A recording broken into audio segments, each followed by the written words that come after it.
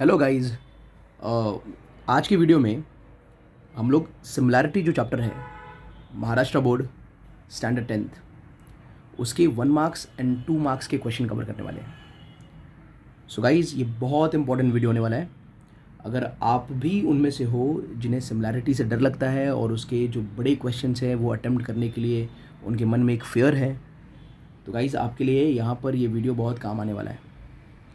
क्योंकि ये वीडियो में जो भी मैं क्वेश्चन कर रहा हूँ, अगर ये क्वेश्चन हमने बराबर से देखा और बराबर से उसको प्रैक्टिस किया तो बोर्ड के अंदर सिमिलैरिटी चैप्टर से 1 मार्क्स एंड 2 मार्क्स की क्वेश्चन जो आएंगे वह ऐसा कोई भी क्वेश्चन नहीं होगा जो आप अटेम्प्ट नहीं कर पाओगे।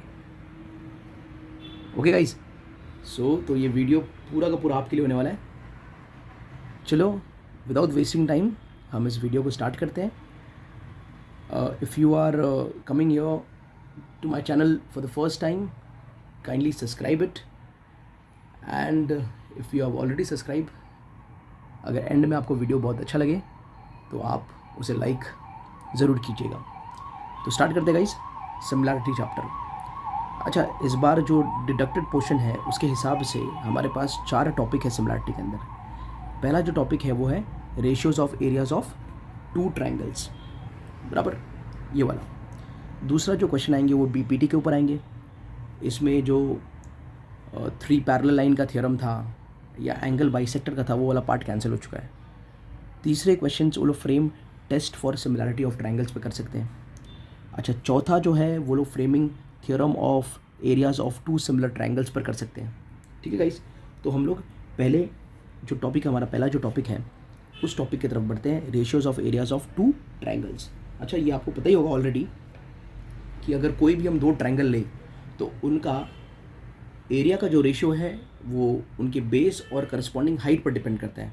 ठीक है गाइस, तो ऐसा मान लिया जाए कि एक ये ट्रायंगल है और एक ये ट्रायंगल है, दिख रहा है आपको। और अब इन दोनों ही ट्रायंगल में आप देख सकते हो कि ये वाला ट्रायंगल का जो हाइट है वो h1 है और इसका जो बेस है वो b1 है। इस वाले ट्रायंगल का जो हाइट है वो h2 है और जो बेस है वो b2 है। ठीक है, तो इन दोनों ट्रायंगल का एरिया का रेशियो क्या होगा? अगर इसे हम ट्रायंगल 1 मान लें और इसे ट्रायंगल हम 2 मान लें तो area of triangle 1 upon area of triangle 2 is equal to base 1 into height 1 upon base 2 into height 2। तो पहला जो ट्रायंगल है उसके साथ उसका बेस उसका हाइट आ जाएगा और दूसरा जो ट्रायंगल है उसके साथ उसका बेस और उसका हाइट आ जाएगा, बराबर। अब यहाँ पर आप बेस का हाइट का वैल्यू पुट करोगे तो आपको आपका आंसर मिल जाएगा, ट्रायंगल का एरिया का रेशियो मिल जाएगा। ठीक है गाइस।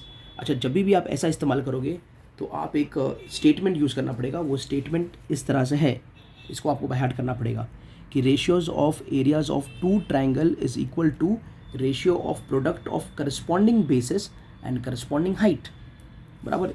इसी को एक्सप्लेन कर रहे हैं कि ratios of areas of 2 triangle is equal to ratio of, ये भी रेशियो है, प्रोडक्ट ऑफ, ये मल्टीप्लाई साइन दिख रहा है तो it is ratio of product of bases and corresponding heights. ठीक है गाइस। अच्छा, अगर आपको जो सम दिया है वो सम को आप कर रहे हो और पता चले कि वो सम के अंदर जो भी आपको ट्रायंगल दिया है उन दोनों ट्रायंगल के बेस इक्वल हैं, बराबर। सम करते समय अगर आपको ये पता चले कि जो भी ट्रायंगल दिया है उन दोनों ट्रायंगल के बेस इक्वल हैं तो आप बिना किसी प्रॉब्लम के आप ये डायरेक्टली स्टेटमेंट दे सकते हो कि एरिया ऑफ ट्रायंगल का जो रेशियो होगा, अब यही दोनों ट्रायंगल का एरिया का जो रेशियो होगा वो अब बेस पर डिपेंड नहीं करेगा क्योंकि ये इक्वल है। अगर ये इक्वल है तो ये कैंसिल हो गया, बेस हट गया, क्या बचा? सिर्फ हाइट। तो it will depend upon height 1 upon height 2। और ये जब भी आएगा तो हम क्या रीज़न देंगे? हम रीज़न देंगे ट्रायंगल्स हैविंग कॉमन और इक्वल बेस। ठीक है, ट्रायंगल्स हैविंग कॉमन और इक्वल बेस। तो अगर ट्रायंगल्स का बेस कॉमन है या इक्वल है तो एरिया जो है किस पर डिपेंड करेगा? सिर्फ और सिर्फ हाइट पर। ठीक है गाइस। नेक्स्ट, आप इसे भी अंडरस्टैंड कर लीजिए।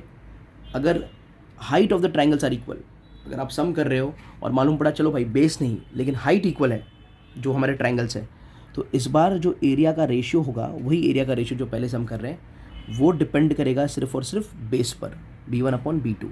और इसके लिए हम क्या रीज़न का इस्तेमाल करेंगे? हम कहेंगे ट्रायंगल्स हैविंग कॉमन और इक्वल हाइट। ठीक है गाइस। अच्छा, ये सब तो ठीक है। अगर मालूम पड़ गया कि जो ट्रायंगल दिया है आपको उन ट्रायंगल्स का दोनों ही बेस एंड हाइट दोनों ही इक्वल है, तो अगर ऐसे केस में हम क्या करेंगे?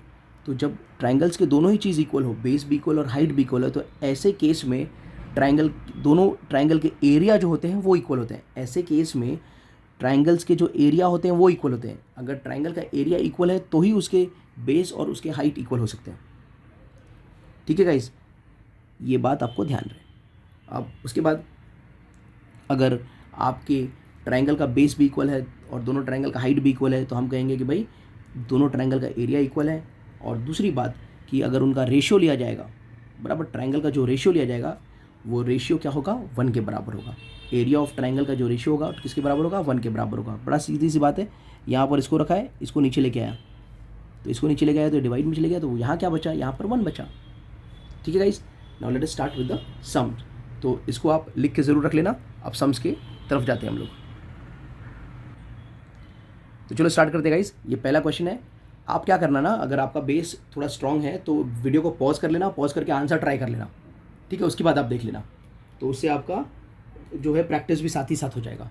गाइस यहाँ पर क्या पूछा है, ये 2 ट्राइंगल दे दिया है, बराबर, और इसमें पूछा है हमसे कि area of triangle ABC upon area of triangle PQR, इसका रेशियो क्या होगा।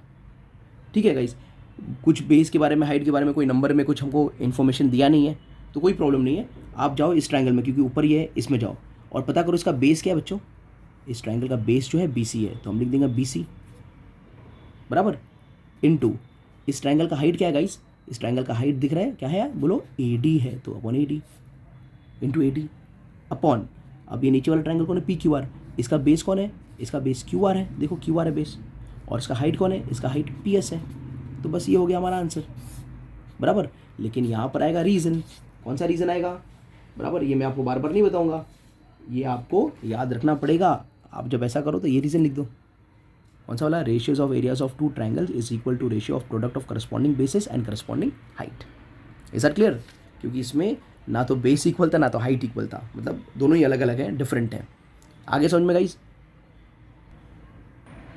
ओके, सेकंड क्वेश्चन में कोई डायग्राम नहीं दिया है। कुछ बच्चे देखते ही डर जाते हैं, बोलते हैं अरे बहुत बड़ा सम है।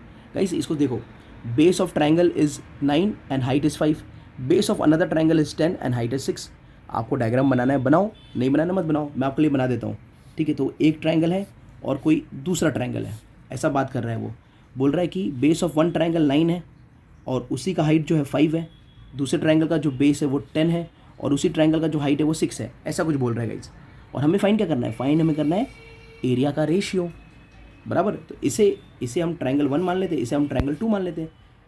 तो area of triangle 1 upon area of triangle 2, इसका फॉर्मूला क्या होगा, बराबर, याद करो आप लोग, जो बताया था मैंने आपको, ये बताया था ना आपको, triangle 1 upon triangle 2, base 1 into height 1, base 2 into height 2, ये वाला इस्तेमाल कर लेते हैं। तो यहाँ पर फटाक से फॉर्मूला लिख लेते हैं हम लोग। तो ये base 1 into height 1 upon base 2 into height 2, ठीक है गाइस। अब ये ट्राइंगल 1 कौन है, उसका बेस क्या है, 9 है, देखो, उसका हाइट क्या है गाइस, उसका हाइट 5 है। अच्छा, ट्राइंगल 2 जो है उसका बेस क्या है, उसका बेस 10 है और उसका हाइट क्या है, उसका हाइट 6 है। अब इसको आप थोड़ा सिंप्लीफाई कर लो, सिंप्लीफाई करना यानी कट करना, बराबर है। तो ये 5 जो है 1 टाइम, 5 जो है 2 टाइम, 3 जो है 2 टाइम और 3 जो है 3 टाइम। तो ऊपर क्या बचा, 3 इंटू 1 3 और नीचे क्या बचा 4। तो ये एरिया का रेशियो क्या आ गया, 3/4। इस पर ध्यान देना, ये गाइस थोड़ा अलग सा दिया है, ठीक है। अच्छा समय, यहाँ पर देखो, यहाँ पर ट्राइंगल बना के दे दिया है, डायग्राम दे दिया है। ये ट्राइंगल का बेस जो BC है 5 दे दिया है और हाइट AD 8 दे दिया है। ये ट्राइंगल का हाइट, ये जो LP है वो दिया है, और ट्राइंगल थोड़ा उल्टा ही बनाया है गाइस, ऐसा उल्टा बनाया है, मतलब इसका बेस जिस तरफ है उसका बेस उस तरफ नहीं है, वो दूसरी तरफ है, और जो उसका बेस है वो MN है, वो नहीं दिया है। हमें MN को फाइंड करना है, लेकिन एक चीज़ और दिया है, क्या दिया, देखो, ये जो ट्राइंगल है ABC और ये जो ट्राइंगल है LMN, इन दोनों का एरिया इक्वल है, इन दोनों का एरिया इक्वल है। तो गाइस फॉर्मूला क्या होगा, फॉर्मूला वही होगा कि area of triangle ABC upon area of triangle LMN, बराबर। अब हमारा जो बड़ा वाला फॉर्मूला है इसके हिसाब से क्या होगा, बेस 1 हाइट 1, बेस 2 हाइट 2। तो पहला ट्राइंगल का बेस क्या है भाई, तो बेस BC है, हाइट क्या है, हाइट AD है, बराबर। दूसरे ट्राइंगल का बेस क्या है, बेस है MN, देखो इसका बेस MN है, और हाइट क्या है, इसका हाइट है LP, ठीक है गाइस। अब दिया क्या है, बड़ा ये सबसे इंपॉर्टेंट इन्फॉर्मेशन क्या दिया इसमें, कि भाई इन दोनों का एरिया इक्वल है। जब किसी भी ट्राइंगल का एरिया इक्वल होता है तो उनका एरिया का रेशियो क्या होता है 1। जब ट्राइंगल का एरिया इक्वल होता है तो एरिया का रेशियो क्या होता है 1। तो ये ट्राइंगल का दोनों का एरिया इक्वल है तो रेशियो क्या आ जाएगा 1, यहाँ 1 आ जाएगा इज इक्वल टू। अब बी सी की जगह बी सी का वैल्यू डाल देते, तो बी सी अपने पास दिया है 5, ए डी दिया है हमको 8, एम एन पता नहीं, बराबर, और एल पी कितना दिया है, एल पी दिया है 4। आई बात समझ में। अब सिर्फ आपको एम एन फाइंड करना है, तो एम एन कैसे फाइंड करेंगे, एक काम करते हैं, ये जो 4 है ये 4 को वहाँ भेज दिया जाए, 1 से मल्टीप्लाई होकर 4 हो जाएगा, बराबर है, इज इक्वल टू ये 5 8 कितना हो जाएगा, 5 8 40 हो गया, और नीचे क्या बचा, एम एन बचा। समझे बच्चों, ये 4 को यहाँ भेजा आपने तो ये 4 हो गया, ये 5 8 40 हो गया, और नीचे क्या बचा, एम एन बचा। करेक्ट है। अब आप क्या काम कर दो, या तो यहाँ पर 1 मिनट गाइस, ये एम एन को इधर भेज दो, सिर्फ एम एन को, ये सिर्फ एम एन को यहाँ भेज दो, तो ये हो जाएगा M N into 1 M N हो गया, ये 5 8 ये आपका 40 हो गया, और नीचे क्या बचा 4, ये इधर गया एम एन हो गया, ये 5 8 40 हो गया, और नीचे क्या बचा 4 बचा। अब 4 1 एंड 4 10 तो एम एन का वैल्यू कितना हो गया, एम एन का वैल्यू 10 हो गया। आगे समझ में गाइस, तो देखो कितना अच्छा सम था ये। तो अब बढ़ते हम लोग अगले क्वेश्चन की तरफ गाइस। इसमें दिया है कि पी क्यू जो है बी सी को परपेंडिकुलर है, ए डी जो है वो भी बी सी को परपेंडिकुलर है, फिर पी क्यू का, ए डी का, बी क्यू का, क्यू सी का, सबका वैल्यू दिया है, बराबर है। और फाइंड क्या करना है इसमें ना, ऐसे सम्स में ना जब ट्रायंगल बहुत ही पूरा है ना जम्बल्ड अप हो और हमको समझ में ना आए, तो ऐसे टाइम पर ना जो फाइंड करना है ना उस पर ध्यान देने का। एक्चुअली हर टाइम पर फाइंड जो करना है उसी चीज़ पर ध्यान देने का, ठीक है। तो यहाँ पर आप ट्रायंगल क्या देख रहे हो, पी क्यू बी, ठीक है गाइस, तो उसको अलग बना लो, पी क्यू बी, इस ट्रायंगल की बात हो रही है। ये आपका P है, ये आपका Q है, ये आपका B है, यहाँ पर ये 90 है, ठीक है गाइस। दूसरा है पी बी सी, ओके, तो ये वाले ट्रायंगल की बात हो रही है, ये है P है, ये B है और ये C है। और पी बी सी में भी जो हाइट आ रहा है भाई वो पी क्यू, ये देख लो, पी बी सी के अंदर भी जो हाइट आ रहा है पी क्यू है। अब इन दोनों ट्रायंगल को बहुत ध्यान से देखो, क्या देखा ध्यान से, कि जो हाइट पी क्यू है, जो हाइट पी क्यू है दोनों ट्रायंगल का वो कॉमन है। अब याद करो, एरिया ऑफ ट्रायंगल जो है P Q B upon area of triangle P B C, ये किस पे डिपेंड करेगा गाइस, जब हमारा हाइट सेम होता है, बराबर, याद करो आप बातों को, जब हाइट इक्वल होता है, if heights of triangles are equal, तो ratio of area of triangle किस पर डिपेंड करता है, सिर्फ और सिर्फ बेस पर। जब हाइट इक्वल होता है तो सिर्फ किस पर डिपेंड करता है, बेस पर डिपेंड करता है। तो हम यहाँ कर क्या बोलेंगे, ये ट्रायंगल का पी क्यू बी, पहले ऊपर है, ऊपर कौन सा है पी क्यू बी है, उसका बेस क्या है बी क्यू, बराबर है। नीचे कौन सा है पी बी सी है, उसका बेस क्या है बी सी, और यहाँ पर आएगा ट्रायंगल्स हैविंग, यहाँ पर इक्वल हाइट है, triangles having equal height.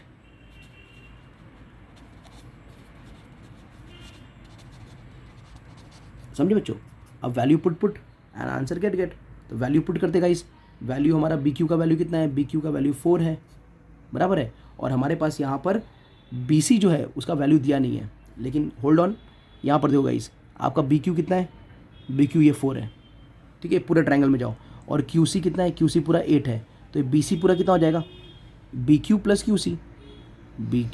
Q C, 4 plus 8 कितना हो गया 12, तो ये 12 हो जाएगा। और आंसर क्या आएगा, अगर कट करेंगे तो 4 1 4 3 तो डैट इज़ 1/3। तो एरिया का रेशियो का आंसर ये आ गया, बराबर है, एरिया का रेशियो का आंसर ये आ गया, 1/3 आ गया। आया समझ में आप लोगों को। एक और सवाल ले लेते हैं। ए बी सी दिख रहा है आपको ट्रायंगल, बराबर है। इस ए बी सी के अंदर B dash D dash C दिया, यानी ये तीनों एक ही लाइन पर है। इसमें बी डी का वैल्यू 7 है और बी सी जो पूरा है बी सी वो 20 है। तो डी सी कितना हो जाएगा पता नहीं, फाइंड करना नहीं करना है, लेकिन 13 हो जाएगा, बस ऐसे करके रख लेते हैं। अब फाइंड जो करना है उस पर चलते हैं। ए बी डी, तो ये बना लेते हैं हम लोग ट्रायंगल, ये हमारा ट्रायंगल है ए, ये हमारा ट्रायंगल है बी, और ये ट्रायंगल है डी, और ए डी सी। हाँ, तो ये ट्रायंगल है हमारा, ये ए है, ये डी है और ये सी है, बराबर। इन दोनों ट्रायंगल का एरिया का रेशियो हमें फाइंड करना है, ये इन दोनों ट्रायंगल्स में। तो इन दोनों ट्रायंगल्स में क्या सेम है गाइस, इन दोनों ट्रायंगल्स में ना तो आपको बेस देखो, इसका बेस बी डी है, इसका बेस डी सी है, दोनों का बेस अलग है, ठीक है। लेकिन यहाँ पर एक नोटिस करने वाली बात क्या है गाइस, वो समझो आप।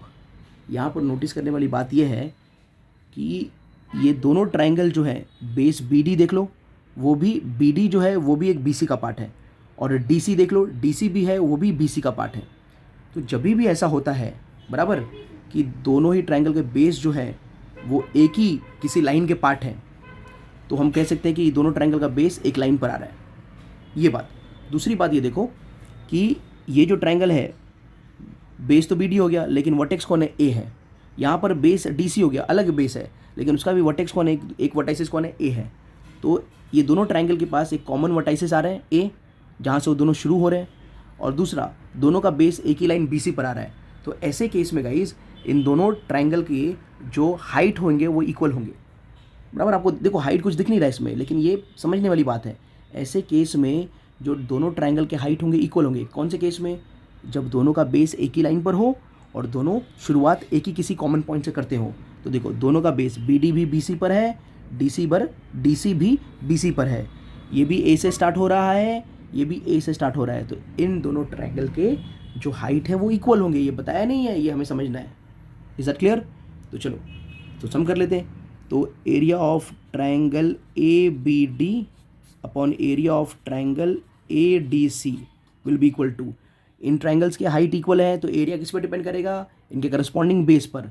तो ए बी डी का बेस कौन है, 7, यानी बी डी है, बराबर है। और ए डी सी का बेस कौन है, डी सी, ये डी सी है। अच्छा बी डी कितना है बच्चों, बी डी का वैल्यू 7 दिया है, और देखो डी सी मैंने फाइंड किया था ना, बी डी 7 दिया था, ये 20 दिया था, तो उसको माइनस करके तो ये 13 मिला, तो डी सी कितना मिला, 13 मिला। तो ये 7/13 इसका आंसर होगा गाइज। आगे समझ में आप लोगों को? एक क्वेश्चन और देख लेते हैं हम लोग गाइज। ये देख रहे हैं आपको, ये देखो इसमें बोल रहा है कि ए डी और बी सी पैरेलल है। ए डी और बी सी जो है ना, ये दोनों लाइन पैरेलल लाइन्स है, और ये जो ए पी है ये परपेंडिकुलर है बी सी को। उसके बाद यहाँ पर कुछ वैल्यू दिया है, जैसे ए पी का, ए डी का, बी सी का वैल्यू दिया है। हमें फाइंड क्या करना है guys, area of triangle A B C is to area of triangle A C D. इसका मतलब क्या होता है, रेशियो। मतलब ये ऐसा अगर लिख के देगा ना एग्जाम में, तो उसका मतलब ये हो गया, पहला जो ट्रायंगल है उसको ऊपर और दूसरा जो ट्रायंगल उसको नीचे ले लो, यानी इन दोनों का एरिया फाइंड करना है, इन दोनों का एरिया का रेशियो फाइंड करना है। गाइस पहले ट्रायंगल तो बना लो, कौन कौन है, ए बी सी है, ये देखो ये है, एक ए बी और सी है, ठीक है। दूसरा कौन है गाइस, दूसरा है ए सी डी, ए सी और डी, ये थोड़ा उल्टा वाला है, ऐसा वाला, ये ए है, सी है और ये डी है, ठीक है बच्चों। यहाँ देख लो थोड़ा सा, ठीक है। तो ये दोनों ट्रायंगल हैं, ये यहाँ से कट आउट करके हमने इन दोनों को बनाया, एक ए बी सी को बनाया, ए बी सी को बनाया और एक ए डी सी को बनाया, ठीक है भाई। अब देख लेते हैं, देखो गाइस ये दोनों जो ट्रायंगल है ना, ये दोनों जो ट्रायंगल है, ये देखो इसका एक बेस कौन है, ए डी है, ये देखो ए डी ये वाला लाइन, और इसका बेस कौन है, बी सी है, ये देखो बी सी ये वाला लाइन, और ये ए डी और बी सी ये दोनों पैरेलल है। देखो ए डी और बी सी दिया है, A D is parallel to B C, A D और बी सी दोनों पैरेलल है। तो ये दोनों ऐसे ट्रायंगल है जो दो पैरेलल लाइन के बीच के ट्रायंगल है। ये दोनों ऐसे ट्रायंगल्स है ना गाइज, जो दो पैरेलल लाइन के बीच का ट्रायंगल है। अब कभी भी बात याद रखो, अगर दो ऐसे ट्रायंगल होंगे जो दो पैरेलल लाइन के बीच में होंगे, दो पैरेलल लाइन के बीच के ट्रायंगल्स होंगे, तो ऐसे केस में उन ट्रायंगल का हाइट सेम होता है। बड़ी आसान सी बात है, आपका सीलिंग होता है सीलिंग, और आपका फ्लोर होता है, बराबर है। अब जब आप हाइट नापोगे सीलिंग और फ्लोर के बीच में, तो किसी भी 2-3 पॉइंट पर आप नाप लो, क्या हर एक पॉइंट पर अलग होगा हाइट? नहीं, हाइट क्या होगा, सेम होगा। क्यों? क्योंकि आपका जो फ्लोर है और आपका जो सीलिंग है वो दोनों पैरेलल होते हैं। समझ में आएगा गाइस? तो दो पैरेलल लाइन के बीच में, कभी भी याद रखो, दो पैरेलल लाइन के बीच में अगर आपके ट्रायंगल्स है तो उनके हाइट्स इक्वल होते हैं। क्या इक्वल होते हैं? हाइट इक्वल होते हैं गाइस, ठीक है। तो ये दोनों ट्रायंगल का एरिया किस पर डिपेंड करेगा, area of triangle A B C और area of triangle A C D, ये डिपेंड करेगा सिर्फ और सिर्फ उनके बेस के ऊपर। तो इसका बेस है बी सी और इसका बेस है ए डी। क्या यहाँ पर बी सी का वैल्यू है, बी सी का वैल्यू है 7, क्या ए डी का वैल्यू है, ए डी का वैल्यू है 6, तो ये आंसर होगा 6/7। आप कहोगे सर फिर ये ए पी का के लिए दिया था 4, गाइज वो सिर्फ कन्फ्यूज़ करने के लिए दिया था। समझ में आया क्या? वो सिर्फ आपको कन्फ्यूज़ करने के लिए दिया था और कुछ भी नहीं था उसका मतलब। अच्छा चलो, ऐसा सम तो आपने अपने एक्सरसाइज में भी किया है, ठीक है, ऐसे ही एक सम था। अब यहाँ पर देख लेते हैं, यहाँ पर देखो ट्रायंगल है कौन सा, ए बी डी का और बी ई डी, ठीक है, इन दोनों। तो ये एक ये ट्रायंगल है, ये है ए बी डी, और दूसरा है ट्रायंगल ये वाला, ये बी ई और डी, ठीक है गाइस। ये EC जो है ये BED बेड का हाइट है और AD जो है इसका हाइट है। अब बच्चों हमको समझना क्या है इसमें, इन दोनों ट्रायंगल को आप बराबर से ऑब्जर्व करो। यहाँ पर आप ये देख रहे हो कि दोनों का बेस, इसका बेस BD और इसका बेस BD, ये बेस इक्वल है। तो ये दोनों ऐसे ट्रायंगल्स हैं जिनका बेस इक्वल है। बेस इक्वल है, अगर ट्रायंगल के बेस इक्वल है, अगर हमारे ट्रायंगल के बेस इक्वल है, if base of two triangles are equal then height depend किसके, सॉरी एरिया डिपेंड किसके ऊपर करता है, उनके हाइट के ऊपर। ठीक है क्या? तो यहाँ पर इन दोनों का एरिया का बेस इक्वल है तो एरिया डिपेंड करेगा हाइट के ऊपर। ऊपर कौन सा है? ABD, यानी कि हाइट कौन सा है? AD। नीचे कौन सा है? BED, हाइट कौन है? CE। अच्छा, AD कितना है? 5 है। CE कितना है? 3 है। समझे बच्चों? पर आप यहाँ पर रीज़न लिखना मत भूलना। रीज़न क्या आएगा? रीज़न आएगा triangles having equal height, common height. Triangles having equal height आएगा। क्या आएगा reason? Triangles having equal height. देखो रीज़न के मार्क्स होंगे बच्चों, हाँ, रीजन बिल्कुल मत भूलना आप लोग। ठीक है, आगे समझ में? तो एक आखिरी क्वेश्चन ये टॉपिक पे करते हैं guys. Ratios of areas of two triangle with equal base is this much. देखो एरिया दो ट्रायंगल है, एक ट्रायंगल 1 है और एक ट्रायंगल 2 है, बराबर। उनका एरिया का रेशियो, इनका एरिया का रेशियो दिया है 3:4, यानी 3/4। ये दोनों ट्रायंगल का एरिया का रेशियो दिया है। If height of bigger triangle is 20, तो अब एरिया यहाँ से कौन सा बड़ा ट्रायंगल होगा वो उसका थोड़ा पता लगा लेगा इस। यहाँ पर देखो ना, जो रेशियो है 3:4 है। ठीक है, तो जिसका जो बड़ा, देखो बड़ा नंबर किसके साथ है? मतलब नीचे वाले ट्रायंगल के साथ, तो उसका एरिया बड़ा होगा। यानी कि ट्रायंगल 2 जो है ना, उसका हाइट जो है, हाइट 2 ये 20 दिया है। मतलब एक अंदाज़ा लगाने बता रहा हूँ। ट्रायंगल 2 का हाइट 2, जो बड़ा ट्रायंगल है कौन सा? ट्रायंगल 2 है, उसका हाइट कितना है? 20 दिया है। Then the corresponding height of the smaller triangle is, तो हाइट 1 कितना होगा ये हमें पता करना है। यानी कि ये ट्रायंगल 1 का हाइट कितना होगा ये पता करना है। और एक और चीज़ दिया है, ratios of areas of two triangle with equal base. Guys ये देखो इक्वल बेस, यहाँ बोल दिया इक्वल बेस, बेस इक्वल है।